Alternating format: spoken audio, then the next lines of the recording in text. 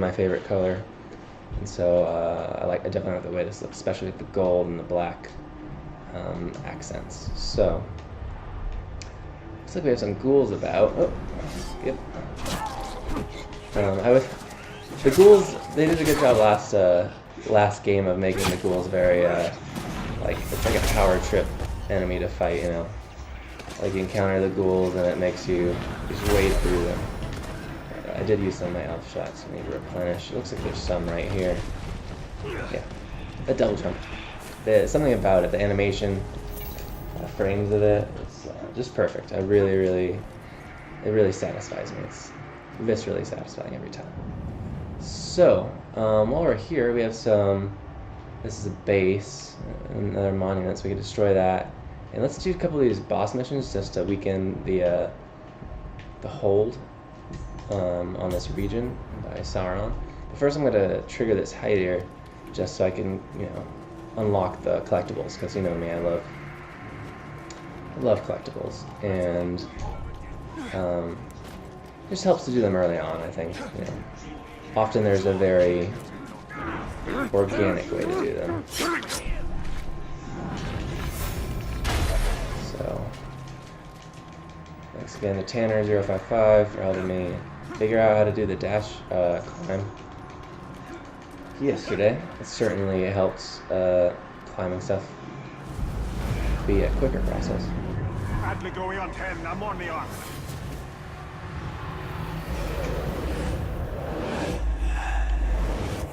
Alright, so just looking around, I'm gonna clock these things. Where is it? Come on, there we go. Field in. Oh, we're gonna do some poetry tonight. I'm super psyched. It's one of those things where, as a kid, you read Lord of the Rings, and I don't know if you know, some kids like poetry.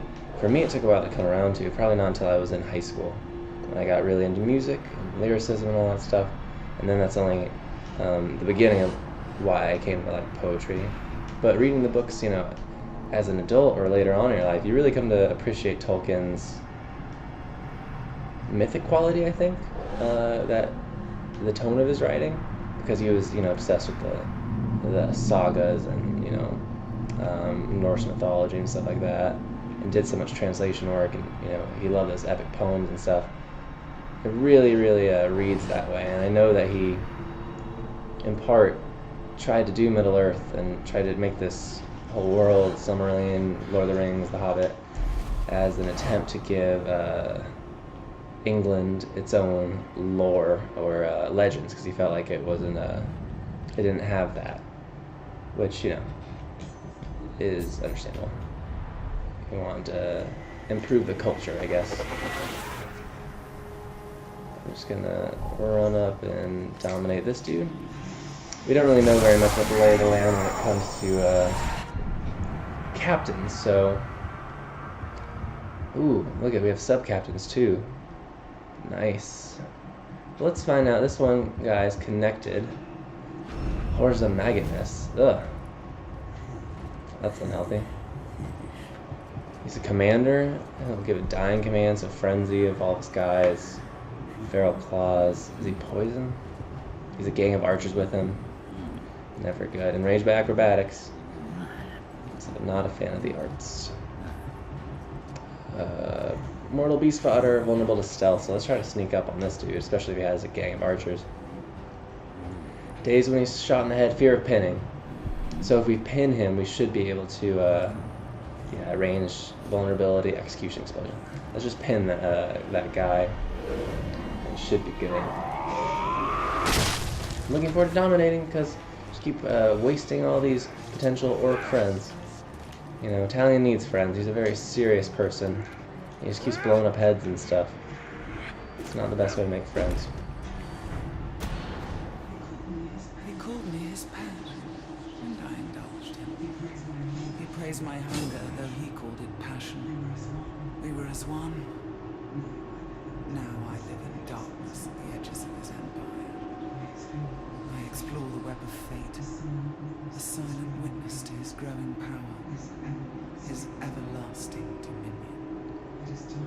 It is time for me sorry they don't have subtitles for Shelob's little monologues during these memories. They're just very interesting. I'm sorry, I've been listening to them. I think this iteration of Shelob is actually very, very interesting, considering she's the daughter of Ungoliant, you know, the mother of all spiders and stuff like that, in Tolkien's mythology. And it makes me really appreciate this series and the way that it handles some of the other Tolkien stuff. I know they take a lot of liberties, but man, The spider always lies. I would love to have a prequel. And I know everyone is like, oh god, another prequel and stuff, but man, I mean, even seeing Sauron as an elf, I just think that's pretty cool.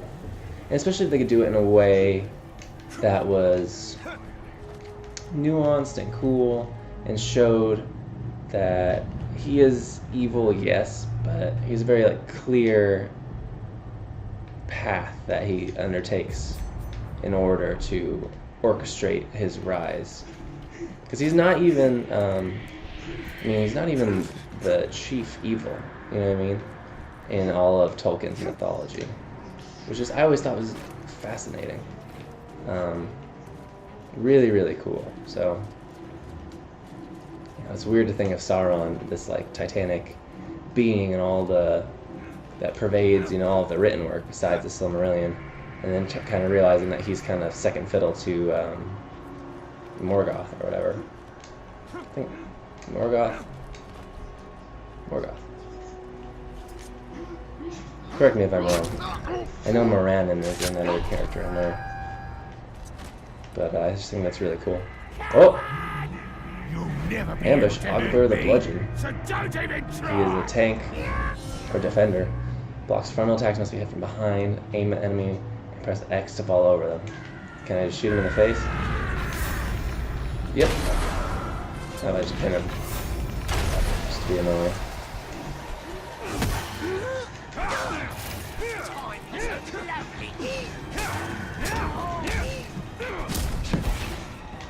Oh!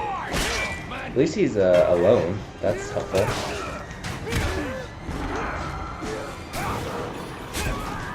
I like that new move because you have the hammer now that he'll be on the ground. Your enemy will be on the ground. Talion just bashes him in the face.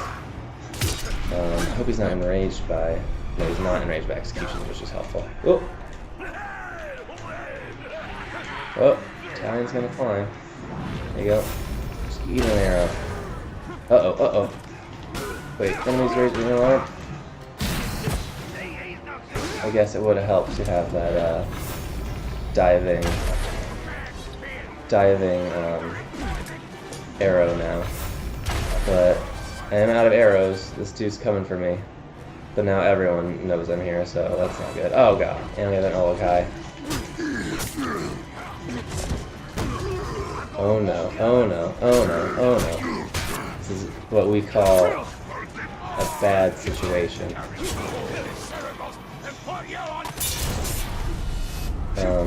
Oh no, and we have spears, oh no. Oh, he adapted.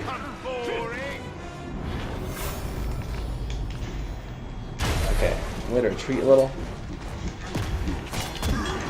Retreat. Okay, alarm's going up. This is definitely bad. Oh! Italian just like moonwalk through the air to get up there. Okay.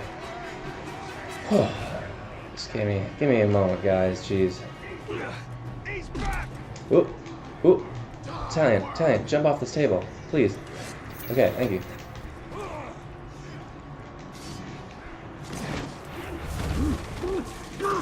Ooh, cool. Oh man, I forgot he adapted. I need to blow up a fire or something. That's what I need to do. Is there any fire down here, or any bait, or anything? Literally anything that I can use.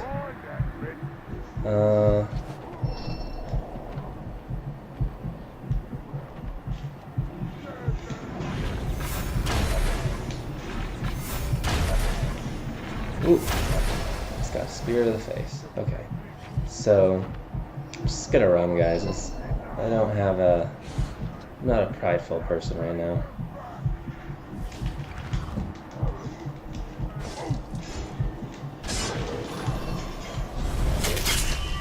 do not know what this is. Online vendettas enter another player's world and hunt their killer. Oh, okay. Maybe not now. That's kind of cool. It has that passive online component that I enjoy so much in like Dark Souls and stuff.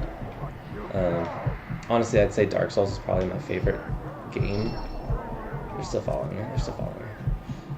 I'm just trying to find anything I can use against them. I don't really see any.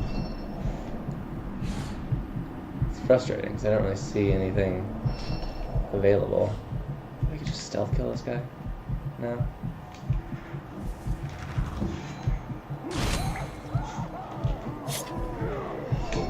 There we go. Oh, sometimes running away does help. Oh gosh. Oh gosh. Okay, just let him go. Let him go. Oh. And that's what makes this game fun. You never know what's going to happen, so. Glad we avoided certain death. A level 8 sword.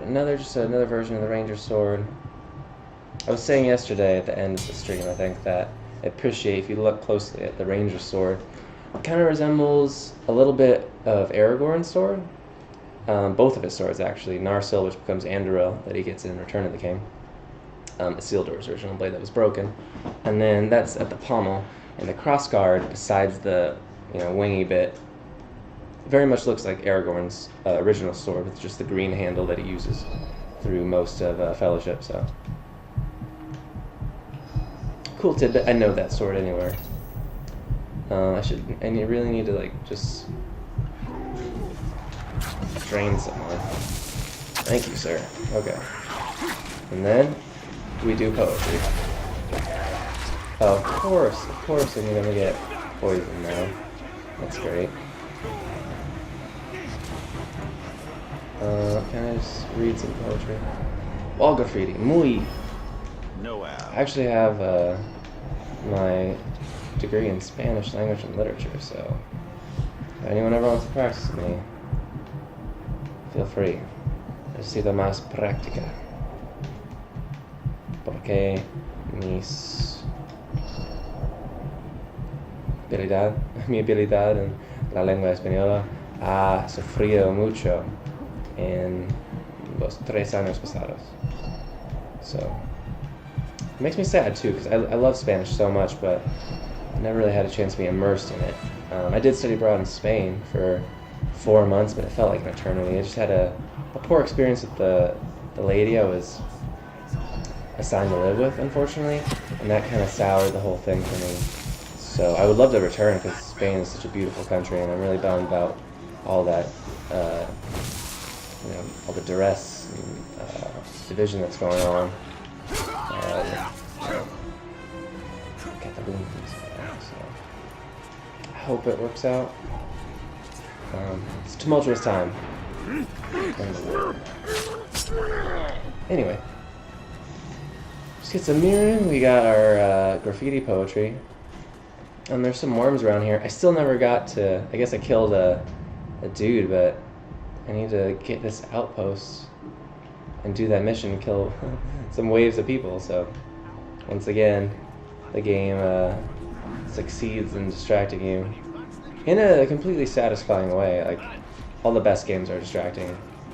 That's almost why I gravitate toward this sort of game more than most games, because I just find it more satisfying to have you pay $60 for a game. You want to spend a good amount of time playing it, so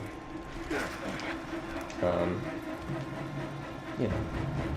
6-hour campaign could be a really cool cinematic experience, but it almost feels like a movie, and I pay like $30 where I live to go see a movie with my girlfriend, but that's 2 tickets, so it's like seeing 2 movies, and I think I'd just rather see a movie for the most part. So, most of those short things, short games are shooters and stuff, and I like shooters to a point, but they've never been my favorite games. My favorite games have always been stuff like this, so. Okay, let's draw out the outpost leader by killing waves of enemies. Last time we had to do stealth kills and get 2 drop